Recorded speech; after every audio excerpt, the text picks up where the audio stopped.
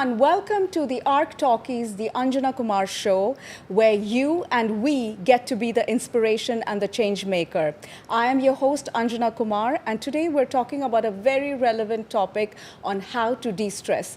Joining me in this conversation are two eminent speakers who do a lot, in fact, to change people's lives for the better and to de-stress them in their own very way. Please allow me to welcome Anastasia Olimpska. She's a yoga teacher and she's also the owner of the Amina Yoga Center in Dubai.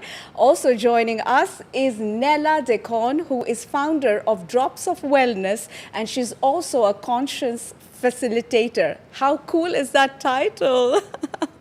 But I'm going to come back to that. Amazing. Thank you, ladies, for joining me on this podcast. Thank you for having us. Oh, most welcome. Most welcome. Thank you. And I think it's such a relevant topic, right, on how to de-stress. And in fact, I want to start off by a little personal anecdote. So I remember this day so clearly in my life. I was 15 years old and I was preparing for this really tough exam. And my mother was sitting next to me, and I just put my book down on the table and I said, "Mom, I am so stressed." She looked at me like I had uttered the most sinful word, and she said, "You're just 15 and you can't be stressed. I mean, stress comes to people who are older, who have more responsibilities, who have a family to feed and work, and you shouldn't be using that word."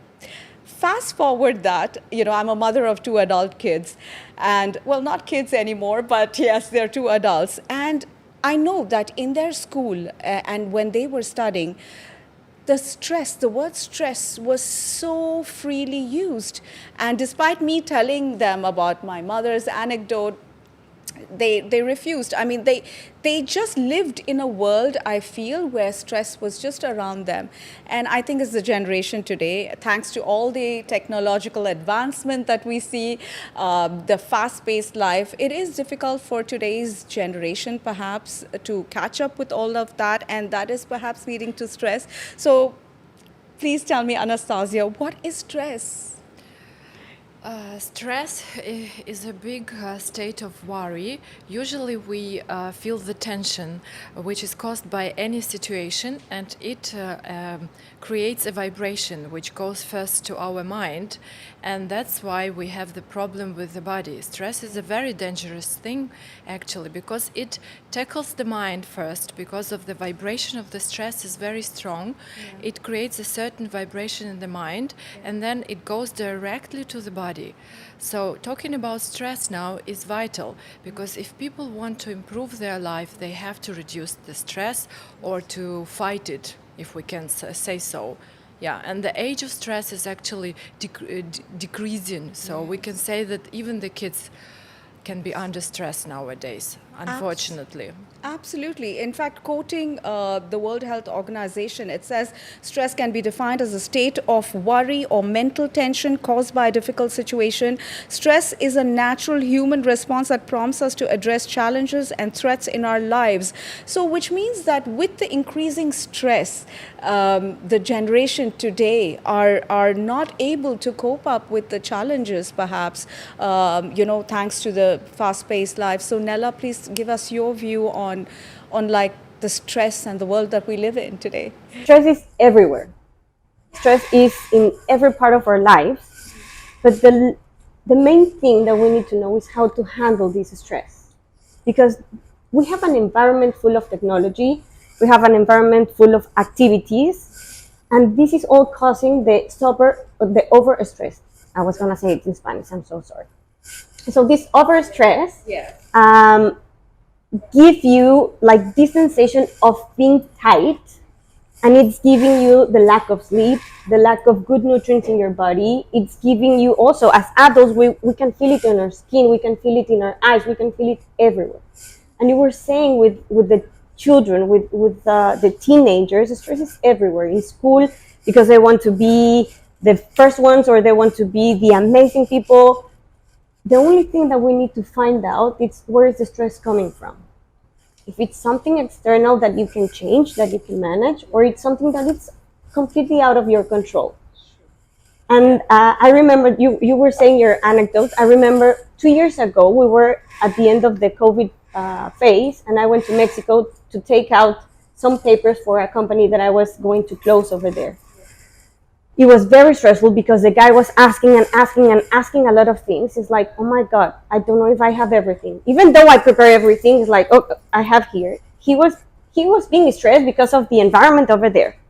So you could breathe stress. You could cut the air over there. It was an experience that I couldn't now believe. Now I think I am living it again. And the things that I do with me, I'm always having my oil. So I have my essential oils every time with me. So he went out of his chair. He went somewhere else to ask for something. I don't know if he was doing something about my work or something that he was left behind. So I grabbed one of my oils and I just grabbed a drop of adaptive. Actually, it was the oil that I used back then. It was the calming blend, and I started putting all over me. So I was like, then breathing 3 times. When the guy came back to his chair, the first thing he did was to start breathing. He breathed 3 times. I could see him calming down. I don't know if it was my oil, if it was the answer of the lady that was helping him or whatever. And then everything changed. The stress he was having, he was not being anymore driven to myself. Yes. And I was not being in the same environment they were going everywhere. So what I'm trying to say here is that sometimes when we have stress, we can't control something, but we have to let go a lot of things. So even though that we have a lot of things from the outside, these things that might be getting all into this tightness of the body, we just need to breathe and let go. But absolutely, so well put there, and a lovely anecdote, honestly. But I think it's also, like, I would say that we are more aware of the need to handle our stress. A lot of people are not even aware that they are being stressed out, and their behavior is actually a result of their personal stress and something that's inside, and that they really need to work on it. So do you feel that even as a yoga teacher, do you find people coming in, to relax and de-stress when you do yoga? Yeah, I will explain with the scientific point of view. Stress is very dangerous to the body, as I already said. First, it attacks your mind, and the cells of the mind are more sensitive than the cells of the body. Okay. So we have to understand that whatever comes from the mind actually can damage us a lot. So I constantly encounter people with blocked bodies, with a lot of issues in their back, neck, head, joints, and it all comes from stress, unfortunately. Most 90% of the cases of the back issues are stress related. And why it is happening like this? Because scientifically the cells from the mind are sending the command to the cells of the body, and the cells of the body attack the glands, and the glands attack the internal organs, and then all the stress which we feel in the mind, it goes down and blocks the channels in the body. That's why we feel exhausted, we have no energy, and as a result our life becomes very, very unhappy because of the back pain and a lot of health issues. So that's why we have to understand that we have to be very careful, and we need to fight the stress, prevent it, distress, you name it. Right. So that's another valid point. So it's all in the mind. So it starts from the mind. It starts from the mind. This is what also I would like to add. I have a lot of students coming to me with personal issues. For example, they have emotional traumas, betrayal of a loved one, and they feel stress in the mind. And what the mind gives, it gives the command to the body, and usually it goes to the chest area where the heart is located.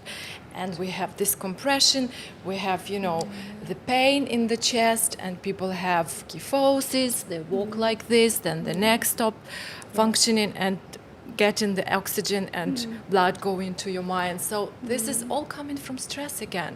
So we have to talk and talk and talk about how we can manage or at least prevent this going up to the body, because the disease lives in the mental and emotional body for 6 months before it goes down to your body.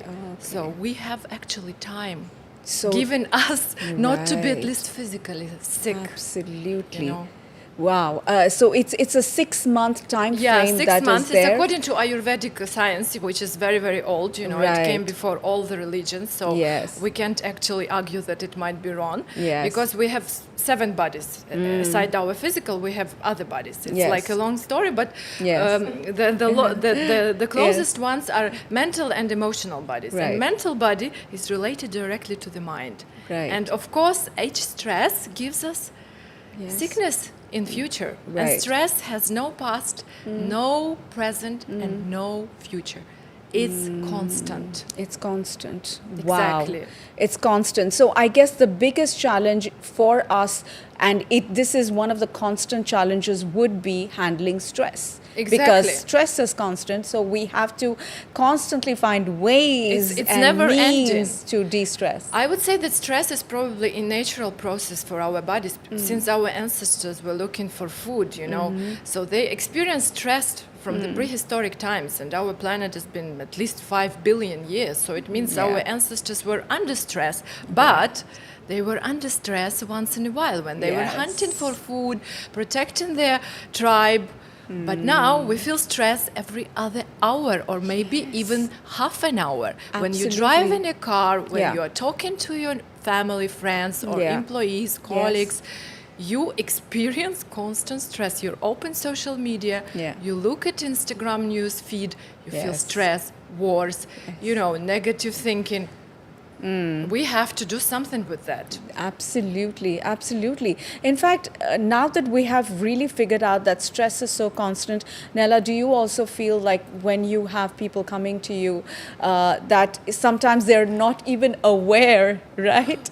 They're not even aware that they are causing harm, not just to themselves, but to others as well, to their family members maybe, and that they have to do something about de-stressing? Totally.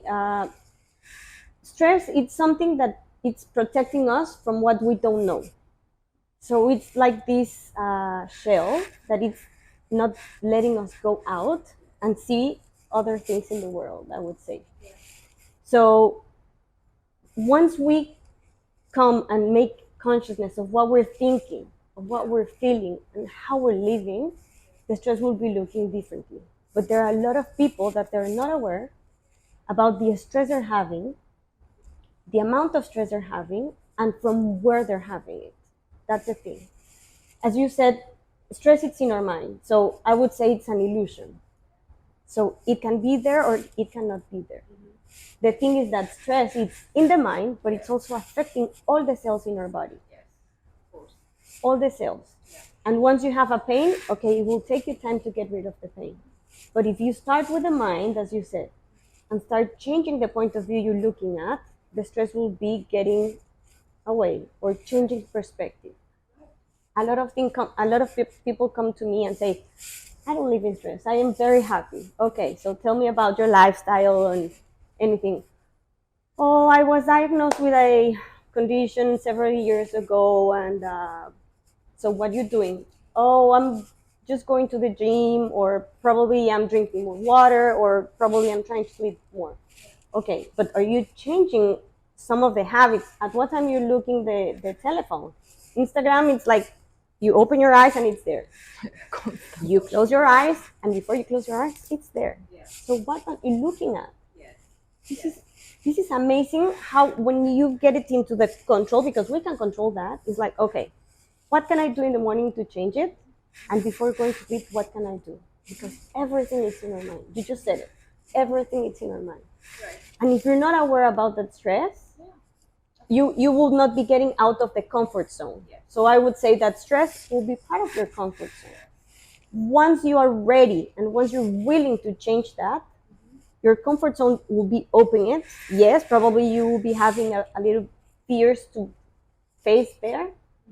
But once you're there, the stress will be differently. And your neuroreceptors in your brain will work completely differently.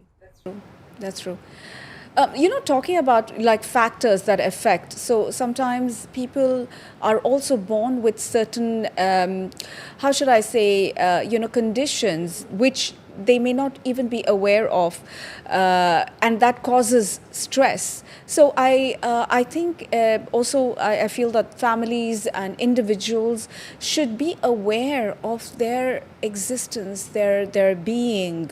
Again, I'll give another example, like of my mother. I know that she has anxiety, and I know this now because my son, who is more into mental health and things, actually pointed that out to me, and he said, "Mom, do you know that Granny has anxiety?"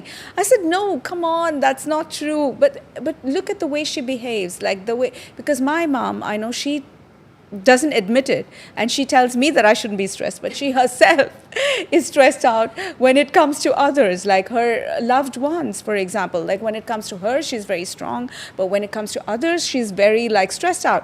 So many times people are not aware that even that they have a condition or a mental state which is causing that stress, and I think that is so important. I wanted just to tell about it. Yeah, right? This is being this aware. This is both of you girls said the right thing. Yes. The problem of people that we are not connected to ourselves at all. Yes. We have zero self-observation, and this is what creates this.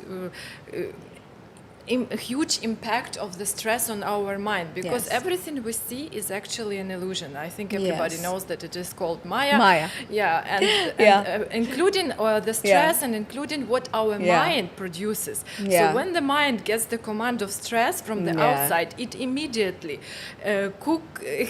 cooks the stories in the head, which are not true. Wow. Most of the stories that we have in our heads are not true. Wow. So it means That's we amazing. have to do something to Yeah. stop this false thinking process.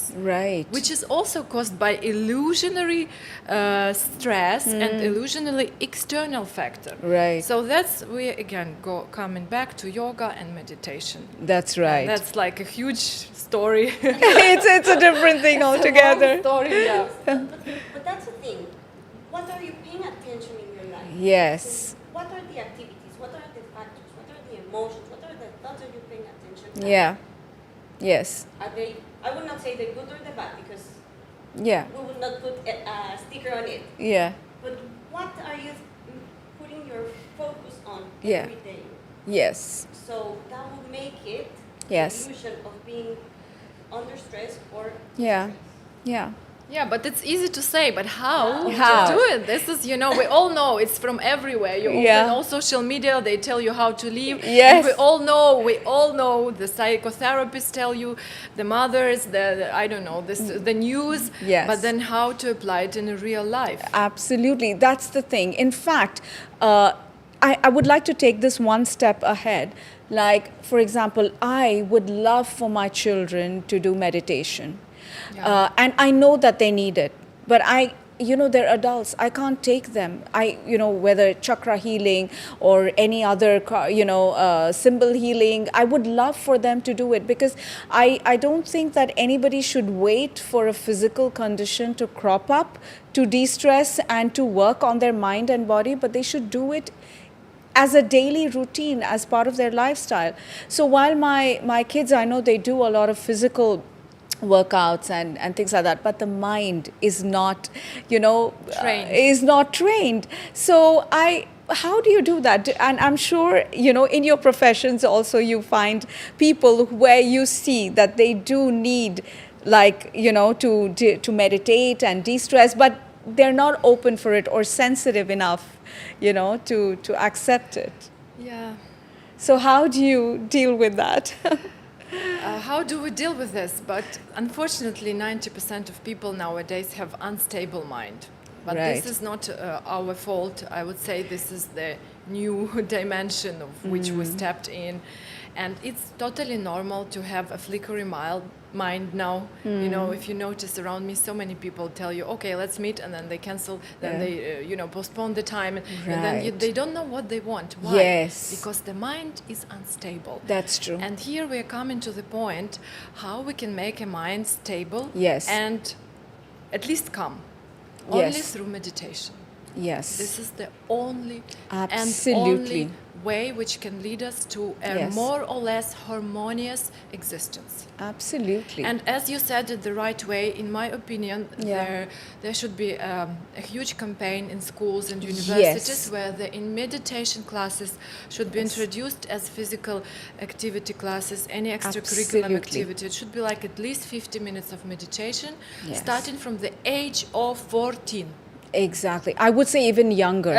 Maybe now even younger. Even but, younger. Yoga is not recommended I to agree be with given you. to kids before 7. Sure. Yeah. But according to meditation. meditation also Yes. maybe from 13. Yes. Yes. Yes. But at least from 13 when they step into this depressive Yes. time of teenage Yes. hormonal imbalance, Imbalances. they exactly. need meditation. For and sure. then going into universities where the Yes. stress level goes to such a high extent that kids have Absolutely. panic attacks, anxiety Yes, attacks. of course. You know, they feel so unhappy, they Yes. overeat.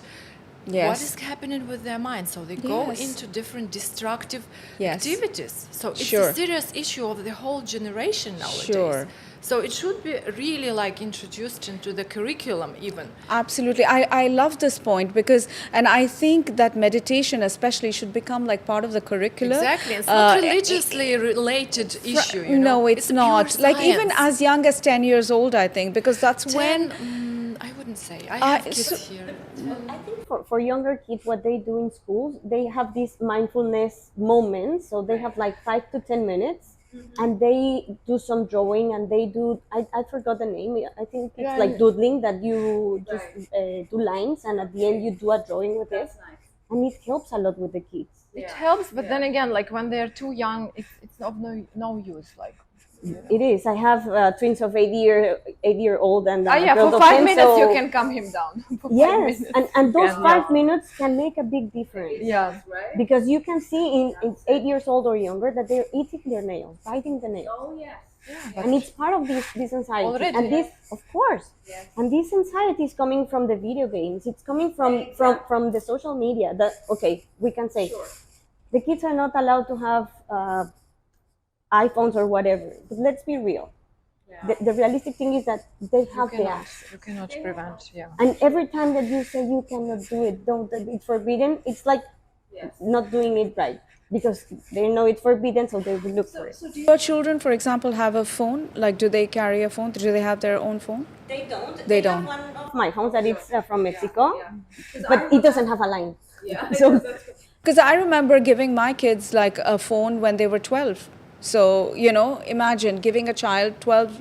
But of course, they were like amazing kids and everything. As parents, you can guide them and, you know, tell them that these are things that you can't do, and use the phone, use the mobile just to call and for any emergency and things. Yeah, but, you know. not only the phone, there's also the TV, and there is the video games, and there's a lot of things for them. What I like to do with my kids at night, it's we sit in the couch, no TV. We can hear music, but no TV. With one of them, he loves to read. So before anything happens and going to bed, he loves to read. The other one, he loves to have a massage. So we do a massage on the hands. So sweet. Yeah. That's And with the other girl, sometimes I do the massage, or we stay also reading. That's so nice. We were doing, I have to say, and it's something that I would love not to say it loud and clear, but I will, that we used to watch videos before going to sleep. Oh, okay. It was cooking videos and something that is like no violence, but still it's the blue light, it's this part of the brain that is being stressed. Yes, So in the morning, you're tired, you don't want to go to school, so you have all this Yeah, there are several techniques, honestly. Like, for example, people have the phone baskets. So that's a lovely thing, honestly. And especially if you're living in a villa or a townhouse, so you keep the phone basket down in the living room. So you obviously drop your phone there. So the family, everybody drops their phone in that basket, and they go up to sleep. So there's no one's sneaking down and taking the phone back in. So I think that's a nice way to do it. But then it is also about wanting to do it and enforcing it and being disciplined about it. And that discipline, everything again, comes with training the mind. Just telling the mind that it's okay to let go. So a lot of times, a lot of people have FOMO, like letting go. They're not able to let go, and that's why they hold on to things, whether emotions, feelings, sentimental, things. So that's not honestly ideal. Also, something that it's also with kids that I think it's important for them with this stress environment. I would say also in school, or what I've been figuring out, they're young kids. In some schools, they say, okay, the homework will not be like too pushy in the early years until they get until mid years and high school, and it's kind of tricky. Yeah. But try to keep our children always with activities, but not force the activities, something that they like. So it's not jumping one activity to the other. So it's like, oh, we're having gymnastics and then we're having arts and crafts and blah, blah, blah. Yes. Something that they like and enjoy. Sure. That's true. That's very, very important. At least once a week. Yes. Because if we do it every day Yes. and we are just running, it's like, it's late for gymnastics. It's late for, again. Yes. But try to have something with them. If it's at home, the drawing, arts, something that yoga, meditation, it's very important for them to start handling with the stress before. In fact, talking about that, I had the experience of doing meditation. So I'm also a trained healer and meditation, and I had the privilege of doing meditation at the Dubai Fitness Challenge as part of a program that I do. And you'll be amazed. I had young kids sitting there for 20 minutes and doing the meditation. They were like really, really, concentrating and doing it. And I was super impressed. It was like quite nice. So amazing, ladies. Thank you so much for joining on this episode. And I believe you have something fun for our viewers and listeners as well. Yes, I do. Yes. So we were talking about stress and let it flow. Yeah. So I love to have blends. So I have my oils, but I love to share the blends that I have. So this one I created that it's called Let It Flow.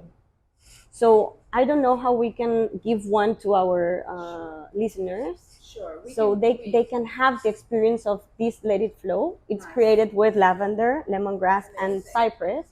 And these oils all together will help you flow with life and release the stress that is around you. So it can be used as a perfume. It can be used in any time of the day for you to de-stress. Amazing. So you heard that, guys. So do reach out to us on our social media handles. We are on YouTube, Instagram, TikTok, LinkedIn, Facebook. So do reach out to us because we are here to be the inspiration and be the change maker. Thank you so much. It's a wrap for our first podcast, but it's not over. We're coming back with the next podcast, and that is going to be about the 5 yoga techniques that can help you de-stress. So do wait for that. And if you liked the outfit that I'm wearing, please say thanks to Eram Khan, and you can follow her on her Instagram handle. It's e.s.k official. And the makeup is all thanks to Alisha Karim as well. And you can again reach out to her, alisha.makeupartist. These two amazing people who have put together this whole look and feel for today's podcast. Thank you all so much. This is Anjana Kumar signing off for ARK Talkies, the Anjana Kumar Show.